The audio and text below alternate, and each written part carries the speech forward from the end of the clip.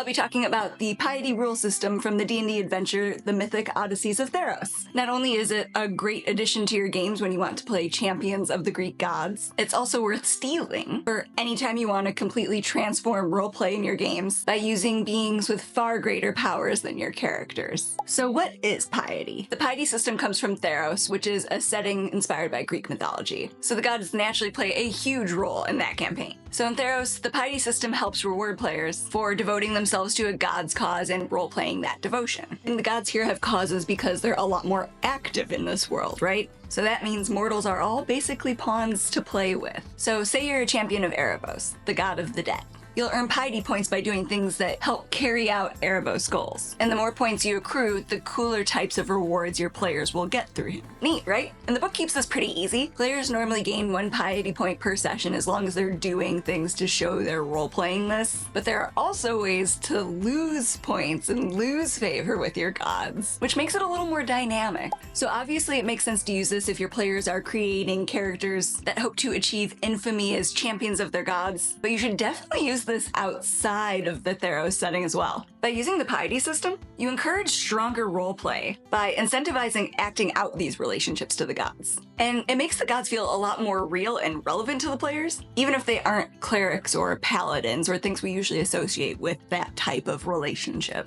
And so these little interactions and rewards from the gods, they might seem like cool little extras to PCs when they're in perfect alignment with the gods that they follow. And this on its own is giving players more buy-in to the world, because with this you really have kind of tangible benefits for role-playing out this relationship. But the really interesting part comes from when they might experience friction with what their god wants and their own beliefs and goals. And even more so if those things are in conflict with what the group is trying to achieve. And you know what? This doesn't have to only be for gods. You can absolutely use the system for other types of powerful beings too, but I'll get to that in just a second. In the Mythic Odyssey of Theros campaign book, each god has a section with lore on the god, information on what their goals are, and an overview of what their champions look like. So again, if we're using Erebos, your players can read through this and see where their ideas for their character might overlap with him, and why they might be attracting Erebos' attention. And so you can see that while the rewards a character can earn from their god are cool, it's kind of this synergistic character creation process that really makes it feel natural and immersive. And I'm so disappointed because there was a really great product on DM's Guild that got taken off. But if you have a friend who happens to own the Gods of Faerun supplement by Oliver Cragg,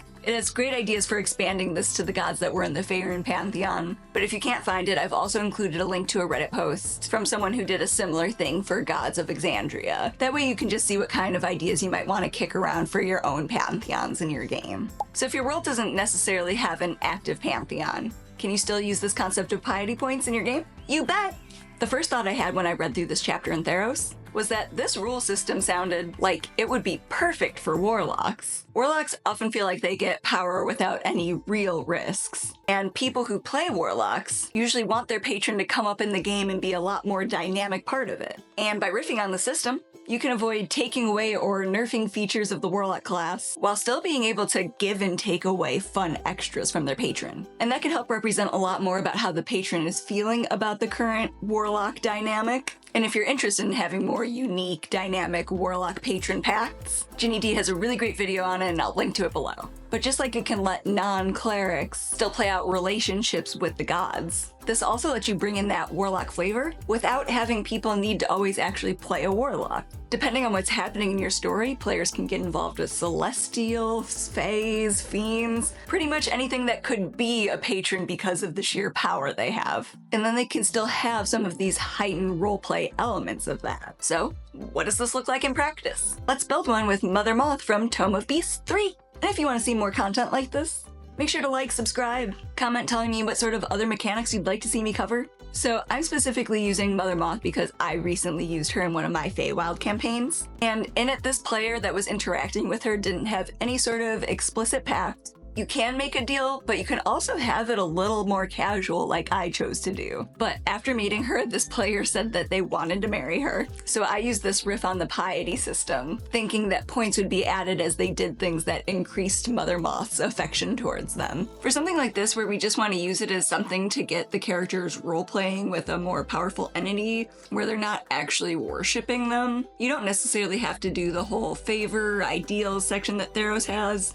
As you notice your PC showing interest in interacting in a long-term way with a more powerful being, you can just start rewarding it casually. They don't necessarily have to know about their points. But for this example, we're still going to build it out. So we're going to pull up the free Sneaky Peeky from the Toma Beast 3 Kickstarter back in the day.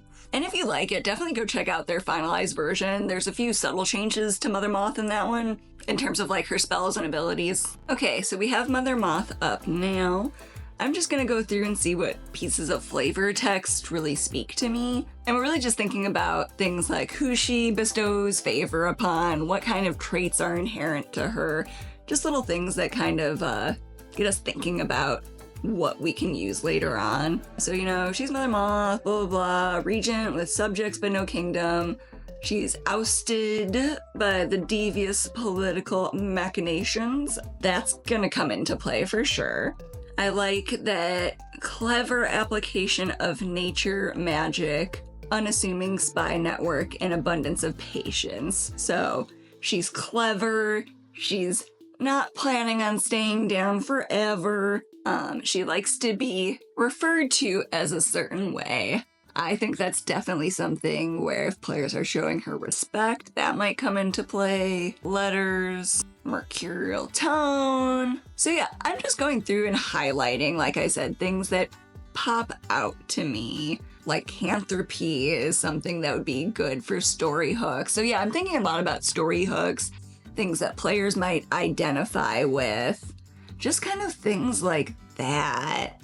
And that's just really to help us, like when we go back later, to just kind of think about what we want to do. Yeah, so we're just going to stop there with our flavor text right now. And so I made a little page if I was going to have my characters, if I was going to have my players, not my characters, my players reviewing things, I would kind of include the text that I wanted here. And so I wouldn't include all of the stuff about her layers, her magical abilities, attacks, and stuff. So I just put it here. But like I said, in my game, mine was very casual. I didn't have this stuff that we're doing right now. It was a very organic relationship that I was just keeping tabs on as the DM in the background. But yeah, who might Mother Moth bestow favor upon? So based on the text that I highlighted, a big one from the get-go might be someone who's suffering from lycanthropy. Boop. So we have that one. Ousted from their homelands or rightful inheritance, I think would be a good one, since she got the short end of the stick. I think that's the type of person she would identify with if that was among your characters. Druids, probably, so like friends of creatures, particularly silk-producing ones. So, you know, if you have a character who won't ever kill a bug and stops people from doing things like that, she might take notice of them. I also think, in the interest of furthering her own agenda, she'd be attracted to people who were good at spying.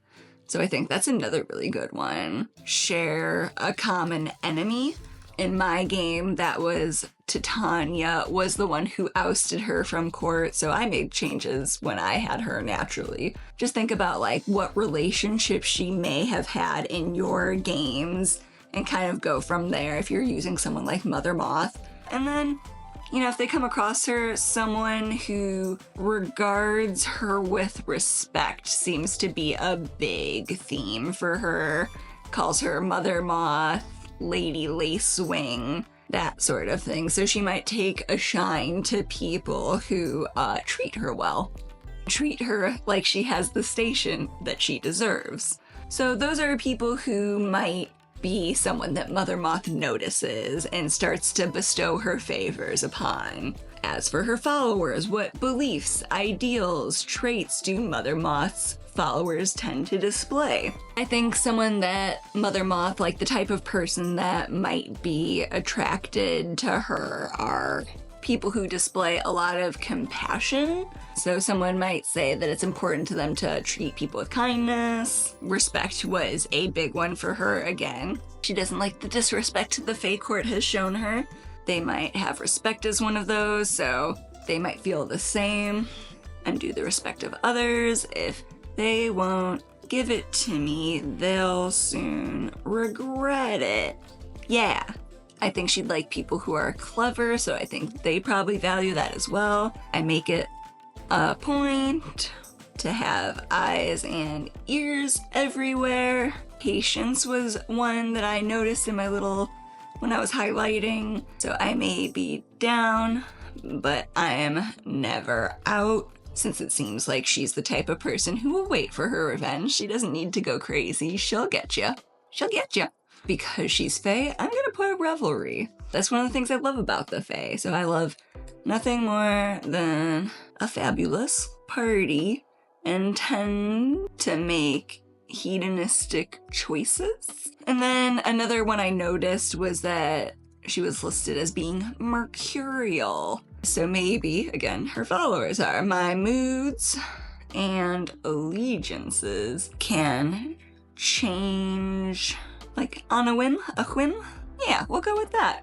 And so you can see those are just really quick, easy ones. You can put more thought into it, but just kind of going through something like a fiend and doing the same thing. Like, what kind of things does that fiend prize?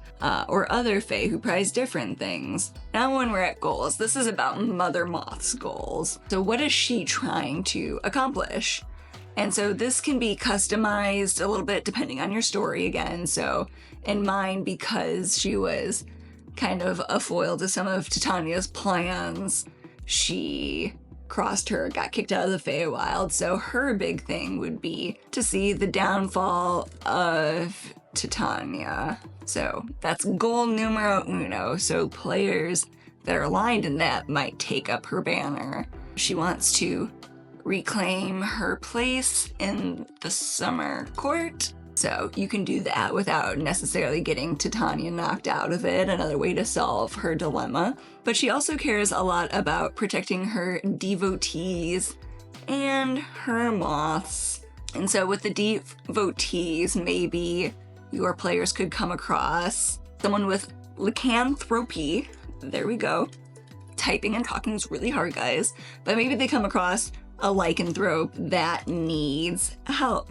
And so this one, again, is just kind of for me. But I'm seeding little story ideas there. Things, little hooks they might bite on, like the little fish that they are. Favor. So this is where it starts becoming more relevant to your players. And that's what, if you want them to understand that they are aligned with Mother Moth, you can give them this part explicitly.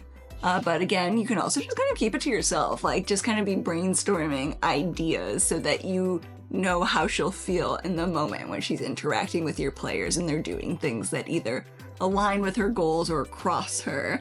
And so for ways to earn her favor, we'll go with, since we just talked about lycanthropy, help or show great kindness to a lycanthrope or other outcast, because I think it's more about the outcast aspect than lycanthropy necessarily for her. It's just a vibe. Another one could be show care towards small silk producing creatures, like stop someone from killing a spider.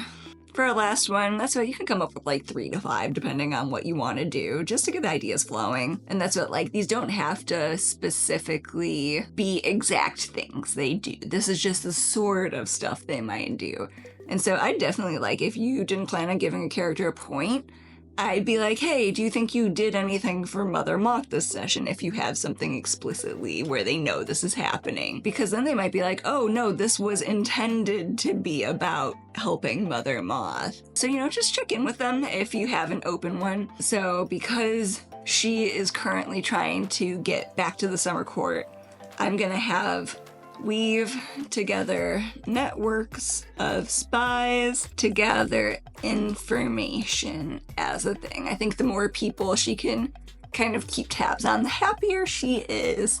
Just looking for like little nuggets of information about different Fae. So ways to lose favor with Mother Moth, since she's very mercurial. We're gonna have letting others best you with information. I'm writing Game of Thrones here because I imagine a scene like between Varys and Tyrion where they're both kind of like smug because they think they know more than the other, and someone eventually is like, oh shit, you got me. I think Mother Moth would be very disappointed in you. Also, aiding those in service to Titania. So if Titania's taken a shine to someone in your party, and someone's trying to curry favor with Mother Moth, this can pose a problem. Your party might have to eventually pick one. It won't be good. And then finally, we're gonna go with betraying the trust of others to further one's status. We're going with that one because I think she'll feel very kindly to people who've had to go through the things she's had to go through. I think she's kind of parasitic in that way. So I think those are good ways to just kind of get inspiration flowing for earning or losing favor with Mother Moth. And then we get to piety points. And so you can see I put guidelines down here, and that's because in Theros, they all follow a pretty similar type of path. I think the only thing I added is for once they hit 3 piety points, you can also just offer them a small magic item. I think that's also acceptable. But there's kind of a cadence to what they get at each thing. And so that keeps it feeling pretty even. So it's not like everyone worships Helios because you're all getting the best rewards. So for 3 piety points, it can be a first level spell or cantrip, usually like once per long rest, or sometimes, you know, if it's a weaker spell, it's times the spellcasting modifier or proficiency, or a small ability. So for Mother Moth, we're gonna go look at her spells. So she can teach us a little something, give us a little access. And I think one of the ones I really like the idea of is Fog Cloud. Nope, that's Goth. I love Goth Cloud, but they get Fog Cloud, unfortunately. Once per long rest, Wisdom is their casting for it. And when you determine these, you don't have to do once per long rest if it seems like something where they should be able to do it more often. You can later on decide to let them cast it more. I just start with less so that if I screw anything up and gave them something way too powerful, it's not that bad if it's once per long rest. So start with less and then you can add more later. But if you didn't want to do Fog Cloud, if you wanted something else, if you wanted to try a small magic item and see how it went from there, I gave my players Moth Summoning Dust. It had a cooler name than that, I promise. But that summons her moths for help, and they were like rideable for my characters, and then takes them to her. So it also, if they need her help and need to get in contact with her so they can maybe further their relationship, that's a good way of getting to her, especially if they're kind of going between mortal and fey realms. I have it so that they can traverse the realms since they're magic moths. And then for 10 piety, it's usually a 3rd level spell. Sometimes you can do a weaker spell, but more than once per long rest. And so for this one, I'm going to give this character Animal Messenger, but she has moths only, which I really like the flavor of. And so that's times whatever their wisdom modifier is, so they can cast it like up to 3-4 times a day. And these moths can travel between mortal and fey realms. So that's 10. And once they get to 25, so if they ever dip below, like if they were at 10 and then they did something shitty and got put down to 9 points, if they lost a point, they don't have Animal Messenger anymore, so they can lose things. And so 25 is something usually a little bit stronger. So something like they have advantage on rolling initiative, they have resistance against necrotic damage or radiant damage, things like that. Or sometimes it seems like they have a low-level spell plus temp HP. And I kind of like that one from Mother Moths, and she seems to care about her little buddies, and your little mortals are her little buddies now. So we're gonna go with casting Moonbeam once per long rest, and when casting can absorb damage dealt on first round as temp HP up to 25 HP. And so I'd put a cap on it just in case, because they can up level that spell in case it's something crazy. So we'll do that. And then For 50 piety points, it's kind of boring, I feel like, after all of that, but it's not boring if you're a player and get to go to 22 instead of 20, because these are going to be attributes that can be past the max, because again, this is from Theros, so your players are supposed to be extra heroic fantasy characters, and so if you hate that, I think you could also sub out a strong magic item. And so for Mother Moth, we're going to go with either Wisdom or Charisma, get +2. And then for a strong magic item, I really like Insect Plague as one of her spells. So I'm not going to name it right now because we're just going through this real quick. But I'm going to go with a magic item that can summon Insect Plague once per long rest. And so, pretty easy, right? Let me know in the comments what you'd adapt the Piety system for in your games. And if you're looking for other things to tinker with, check out these videos next.